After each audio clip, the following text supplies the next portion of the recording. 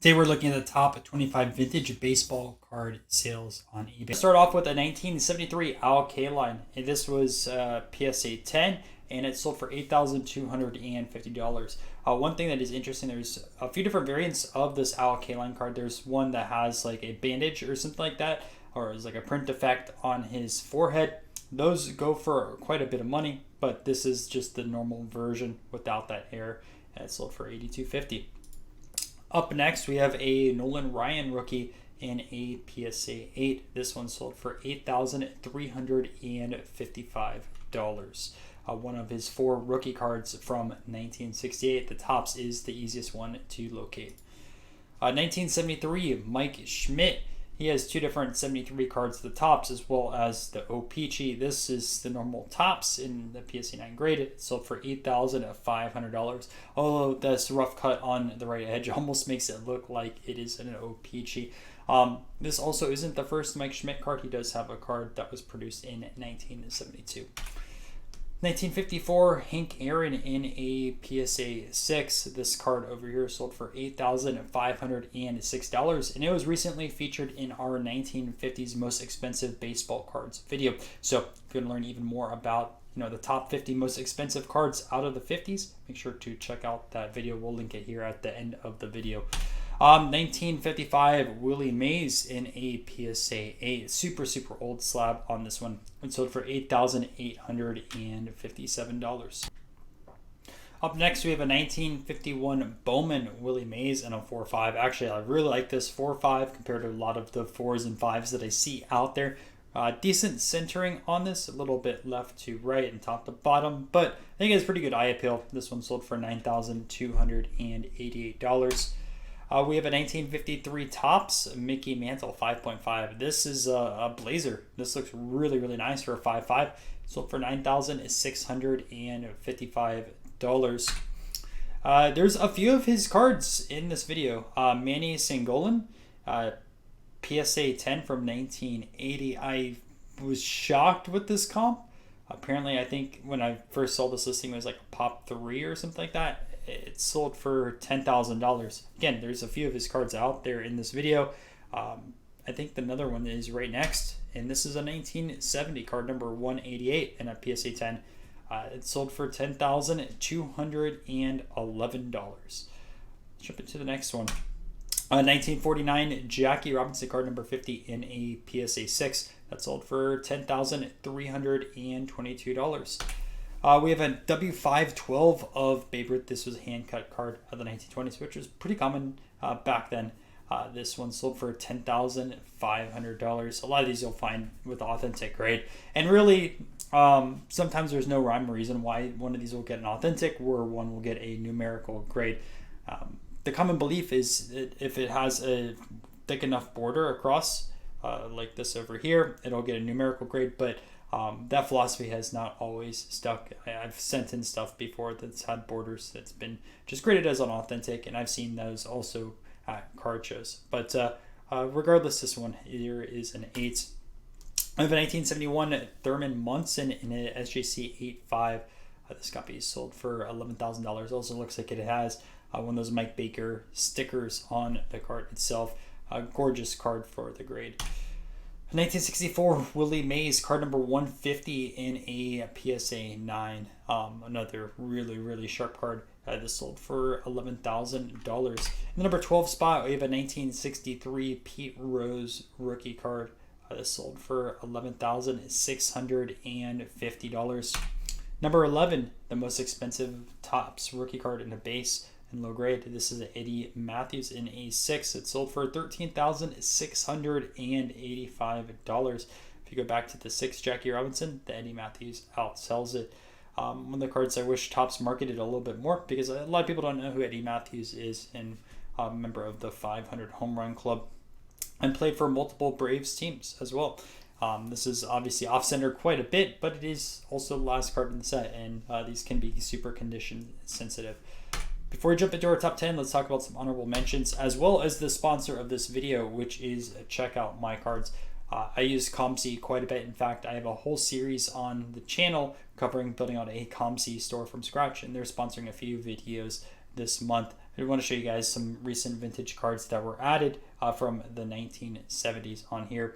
I've personally bought a lot of cards from COMC to add in my personal collection by selling other cards that I no longer want, or just by going through bargain bins. And if you want to check out COMC, make sure to click the link down below in the description to go to my port. I have a lot of vintage baseball cards for sale on there, as well as some autographs of Hall of Famers, jersey cards, and much more. So now let's take a look at some honorable mentions. First is this 1957 Topps PSA lot, 337 cards, sold for $9,000. They have all the different cards listed, and this is the grade breakdown across the board. Quite a few 8s in this. We have a Buck Ewing with the mascot as well. Really classic card with an old judge. This sold for $4,999. Another Manny Singleton, card number 250 from 1973 Topps in a PSA 10. This sold for $5,000. So a fraction of the other ones, but I assume that there's a lot more of these graded in 10s. Up next, we have a 1978 7-Eleven Magic Motion. These have, I feel like they've gotten a little bit more popular over the last year or 2 years. I've seen these sell also in our other sports video, but this is the first Nolan Ryan that we featured here on this video. This 7 sold for $5,000. Joe Nuxhall, 1952 Topps, a high number in a PSE 7. This one sold for $6,900. 1959 Mickey Mantle in an SGC 8. A little bit of centering left to right. This copy over here sold for $7,000. This is an awesome one. A dual autograph of Mickey Mantle and Hank Aaron. This copy over here sold for $7,100. Authentic card, although it probably is a 2 or a 3. 1933 Gowdy Lou Gehrig in a 1.5. Looks like there's some staining on it, so which is the reason why the 1.5. It sold for $7,150. 1954 Al Kaline, card number 201. One of the 3 big rookie cards in that 1954 class. Al Kaline, if he was in any other set, right, would be probably the premier rookie card in there, but you're competing against Ernie Banks as well as Hank Aaron. This card sold for $7,500. Another Babe Ruth hand-cut card from the W519 set. This is out of 1920. It sold for $7,999. 1922 E121 Caramel of Ty Cobb, and a 3. Really good looking card in my opinion on this one. Again, sold slightly under $8,000. 1929 Cash-In Publishing of Lou Gehrig. These cash-in cards don't get a lot of love. They're pretty tough to find also. One of my theories is oversized cards people don't really like as much. They are harder to store. I will agree with that sentiment. This one sold for $2,449.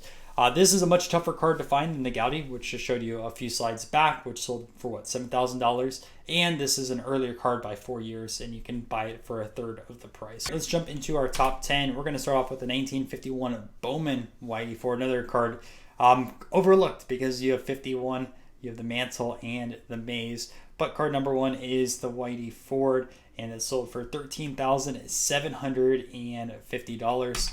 Up next, we have a 1909 Philadelphia Caramel E95 of Ty Cobb with a 4.5. This sold for $14,000.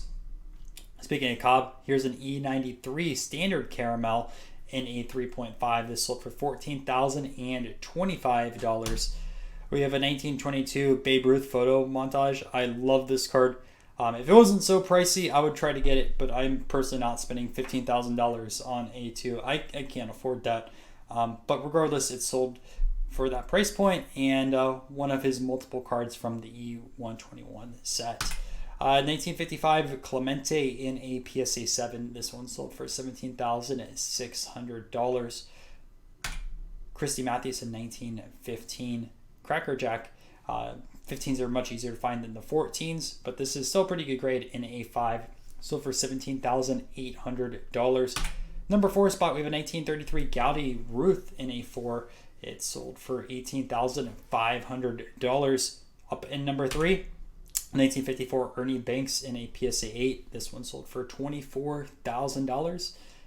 Take a look at number 2. And actually, I think this is one of the first videos that we've done for vintage baseball that featured all 3 1954 rookies.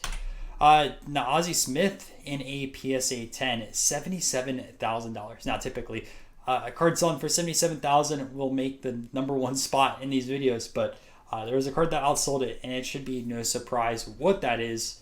A 1952 Mickey Mantle in a PSA 6 that sold for $153,000. Thanks guys for checking out this video. I'm going to put my baseball education series here on the channel screen right now. If you want to take a look at it, we just recently published our 1940s baseball cards. We have 1950s, a few other player videos as well. We put a ton of effort into that. That side of things, people have asked us to make these type of videos, but not a lot of people watch them. So if you want to check them out, it's on the screen right now. We'll continue doing each decade up and through the 2000s. And thanks for watching this video.